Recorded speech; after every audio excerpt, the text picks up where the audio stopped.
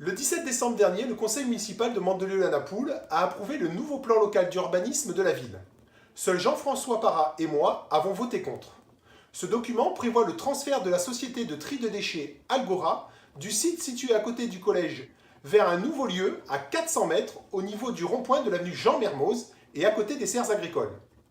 Le maire de notre ville a à de multiples reprises donné des informations erronées, preuve de sa méconnaissance du dossier, et je veux aujourd'hui rétablir la vérité.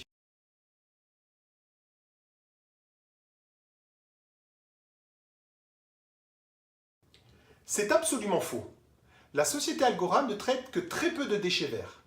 L'essentiel de son activité consiste à trier des gravats, des déchets industriels banals, du bois, de la ferraille, des déchets d'étanchéité, du carton, plastique et des fermentes cibles.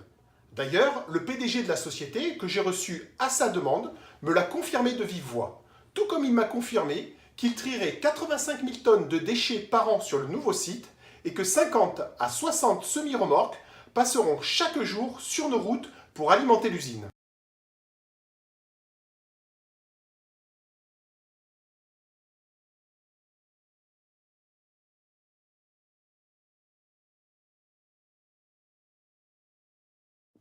Là encore, c'est absolument faux.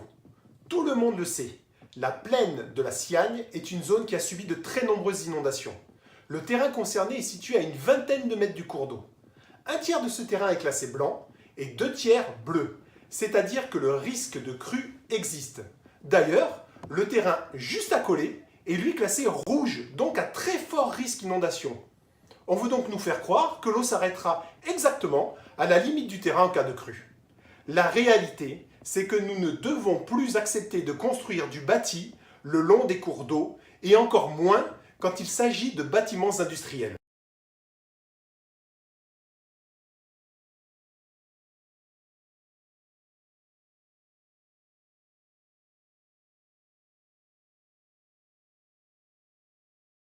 Là encore, c'est faux. C'est un mensonge et le maire le sait parfaitement. Depuis des années, les riverains de cette société de tri de déchets se plaignent des nuisances causées. D'ailleurs, le journal Nice Matin a fait à de multiples reprises des articles sur le sujet en donnant la parole aux riverains et le maire leur avait répondu. Du bruit, des odeurs et énormément de poussière qui rendaient la vie du voisinage parfois insupportable. De plus, je veux quand même rappeler qu'à 2 reprises, des incendies se sont déclarés au sein de l'entreprise, provoquant des nuisances sur tout l'est de la commune. La vérité est désormais rétablie et chacun peut se forger sa propre opinion.